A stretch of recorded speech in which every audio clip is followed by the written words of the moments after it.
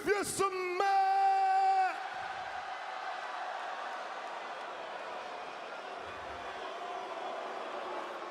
acknowledge me.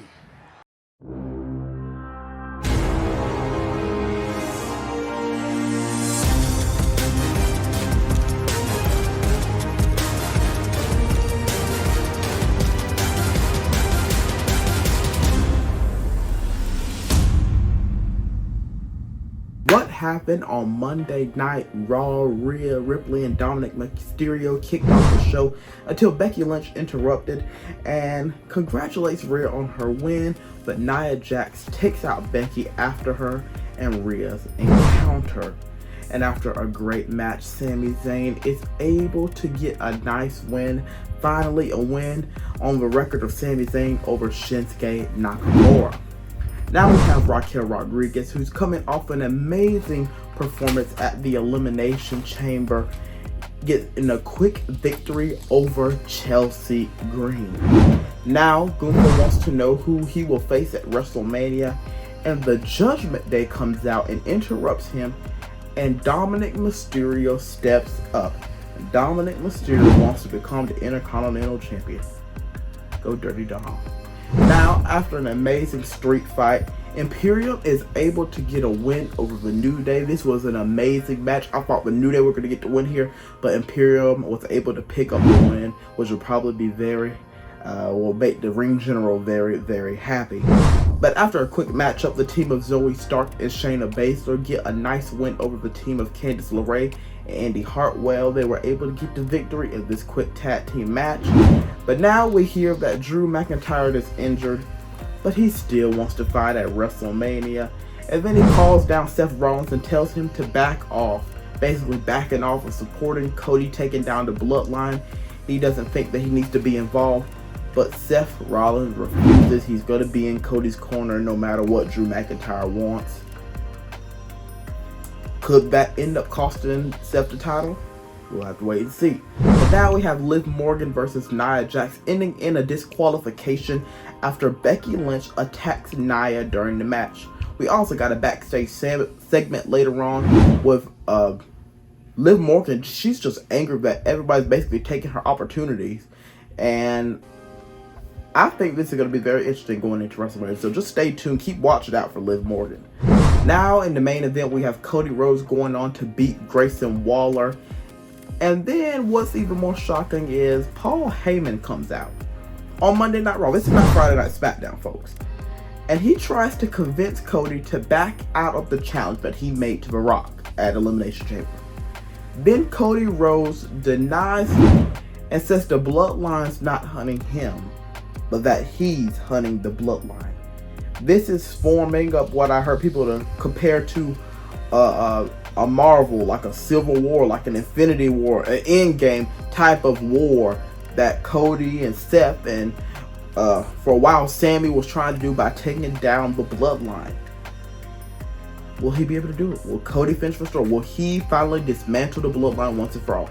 I guess we'll see at WrestleMania. But now moving on to Friday Night SmackDown, we have The Rock kicking off the show, him and the Bloodline, and The Rock offers a counter to Cody's challenge, a tag team match where if him and Roman Reigns beat Seth and Cody, it's Bloodline rules during the Night 2 main event. It's confirmed now for Night 2, Cody versus Roman.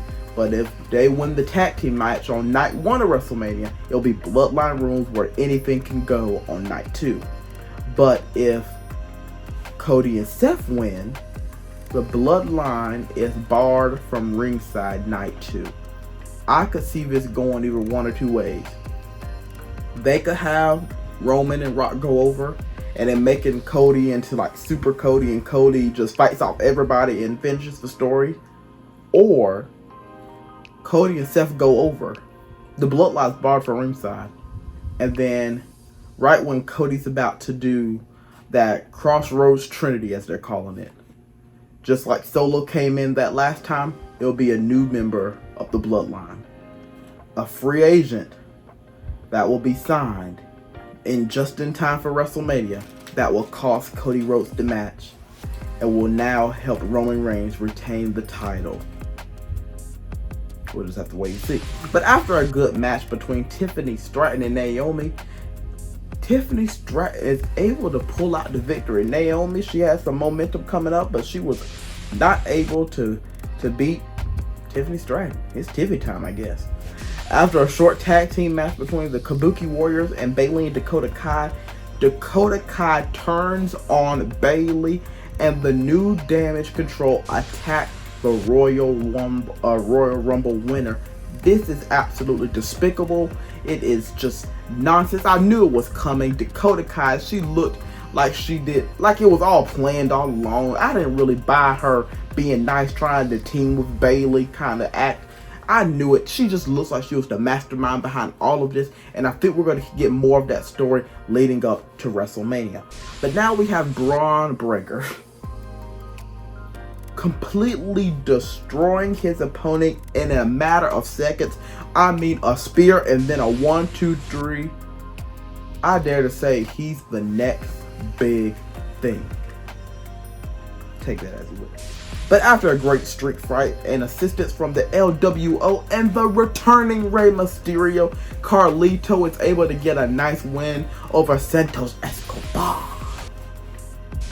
Now in the main event, we have Randy Orton getting a nice victory over Austin Theory after hitting a beautiful RKO out of nowhere.